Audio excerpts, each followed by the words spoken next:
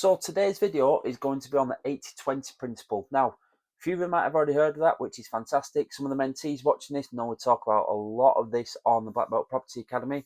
However, the 80-20 principle, just before I forget though, very good book. I'd always recommend that. Again, I'm not saying cover to cover, but as long as you're understanding the main important principles of it, should help you become more effective and efficient, and again help you with your property investing journey. So first of all, if you've never heard of the 80-20 principle, Pareto's principle, about 80% of your results will come from about 20% of the things that you do. So for instance, now if you're a property investor or aspiring property investor, most of your profit, most of your cash flow will come from just 20% of the things that you do. So it links across into all other areas of life as well, really. Even certain things like you will wear 20% of your clothes 80% of the time. You'll pretty much eat, this is definitely, you'll pretty much eat 20% of the foods available in your cupboard and at home 80% of the time as well. So it applies to a lot in life, definitely does. But bringing it back to your property investing journey, which is the most important thing, you want to make sure that you're constantly analyzing, where's my time being used and is this the best use of my time? So Pareto's principle, for you to understand it, again, watch this video, give it a like, fantastic if you could. But if you're currently not subscribed to this channel, do me a favor and just hit the subscribe button. It'll do us a massive favor because about 80% of people aren't subscribers. So Pareto's principle, how can you link it across then to your property journey? So really now, we pretty much all understand the benefits of property. Buy a property, rent it out, get the passive income, get the cash flow. You might understand it on different levels. So I'm going to buy this property, I'm going to do an SA with it, I'm going to do a HMO with it, whatever it is, okay? But not all properties are created equal. That's the main thing. Of course, buying any property now and in the long run, 10, 20, definitely 30 years time, your money's going to increase, it's going to fight against inflation, it's going to pay down the debt and so on. However, some properties, just like stocks and shares, are going to outperform other properties. So again, you've got to understand now, going out, today, this afternoon, tomorrow, whenever it is, purchasing a property, investing in property will in the long run benefit you, but you've got to also keep your eye on the short run as well, okay, and short-term goals. So some properties now, I know that if we were to invest in our area, 150,000 on a two-bed terrace, depending on where we invest, will perform better than others. But the main thing is, and again, you hear me mention this a lot, especially if you read any of my blogs and so on, you must make sure you lock in profit from day one so that at least you've bought equity, at least you're edging your bets there. But you've got to understand now that all properties aren't the same. Just like all clients aren't created the same or anything like that. We've got to make sure that with the deals that we're purchasing, the deals that we're investing in, have got good returns. So the 80-20 principle applies there as well, really. Tenant cash flow management, you're going to notice that some of your properties, say for instance now, you have 10 properties, just for argument's sake, you'll notice that 80% of those properties provide 20%, and the other way around as well, 20% of those properties might even provide 80% of your cash flow. So for instance, if you've got 10 properties and one or two of them are HMOs, even if they're minimals, 4 and 5 bedrooms, the cash flow that yield from those is going to be a lot higher than your buy-to-lets and so on. So we've just got to be aware of Pareto's principle, really, and understand that, do you know what am I looking to achieve moving forward? How can I apply Pareto's principle? Because I want to make sure that I'm putting my money somewhere where I'm going to get a fantastic return on investment, but as well a return on capital employed, a good gross number there as well.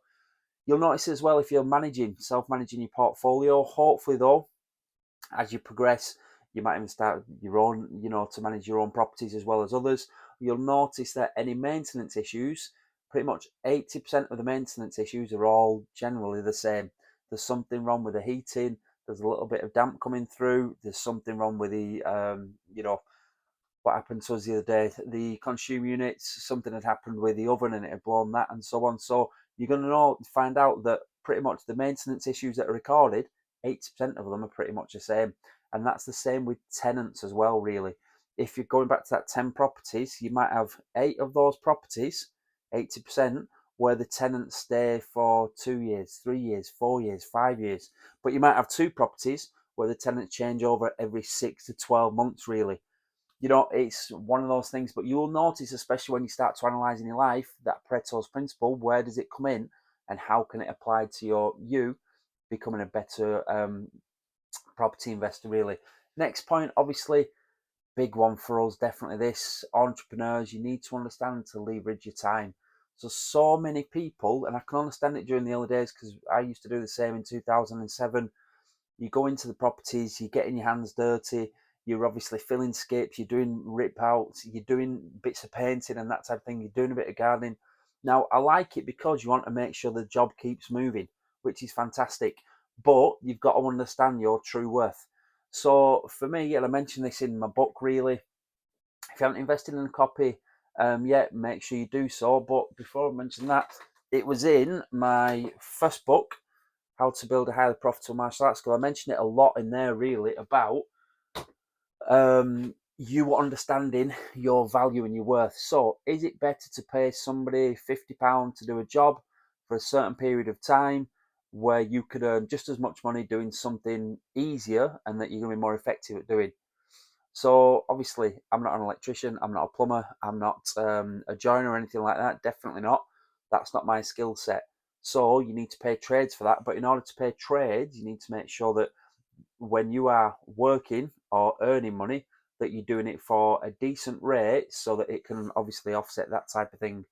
So you need to understand there, you wanting to keep the job moving is fantastic, but we need to understand, are you being a busy fool? So the same goes, and again, I fall into this trap every now and again. You might think, right, I need to work 8 hours a day, 10 hours a day, 12 hours a day, but you will notice that some of those periods of time are a lot more effective and productive than others. So for me, I'm an early bird, definitely am. The most productive time for me is the first 2 hours of the day, maybe 2.5 hours a day, where I seem to get a lot of stuff done. And then as the day moves on, I still manage to get things moving, but I know that it's not as effective as the earlier part of the day. It might be the other way around for you. It might be a night owl, whatever it is, but it's about you understanding that not every hour of your day is productive as other things. Anyway, the main thing though about Pareto's principle is for you to grow your portfolio, for you to scale quicker, increase your cash flow, passive income, and wealth, you need to be doing the things that are going to drive the business forward more than anything. And that's normally buying slash investing, refurbing, and refinancing. Those are the three main things in order to grow your property. So, just talking about a deal now that we finished on. Let's have a look. We picked it up in June of this year, and we picked it up for 75. Really good project. It was up for 99. Picked up 75. Just completed the refurb. Everything's absolutely brand new. New kitchen, new bathroom. Separated the bathroom upstairs as well. Stud walls. Let's have a look. Plastered throughout. New gas central heating. Everything in that property is brand new. Absolutely everything. It rented within 2 or 3 days, but pretty much on the first block viewing it rented.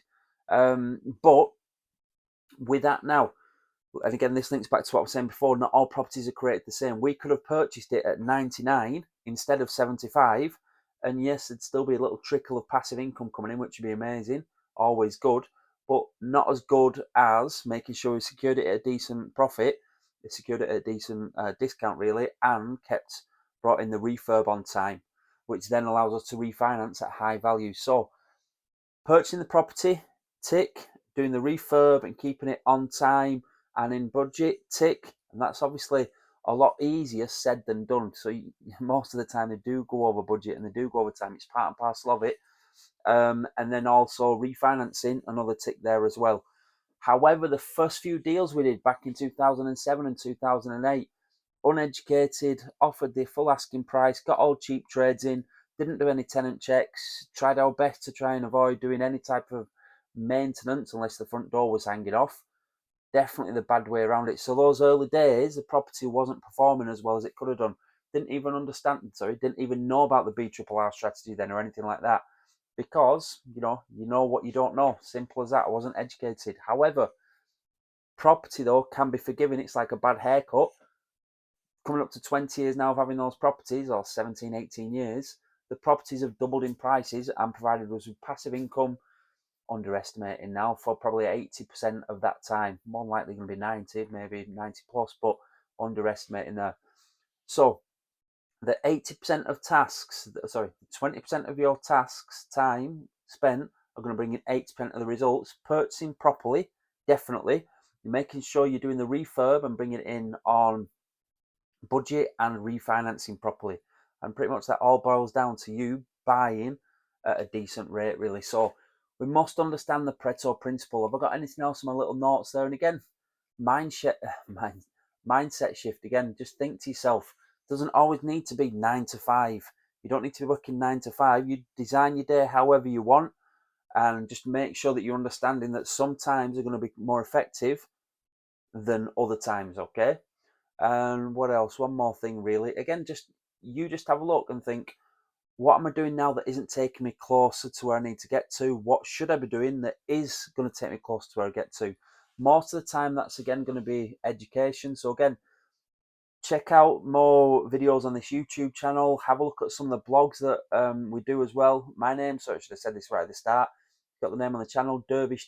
So have a look at dervishdervish.com. Check out some of the blogs. Have a look at some of the YouTube videos.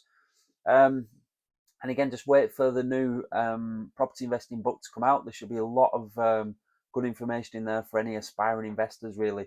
So again, Pareto's principle, make sure we're understanding that, 80% of the results are going to come from about 20% of the things that you do.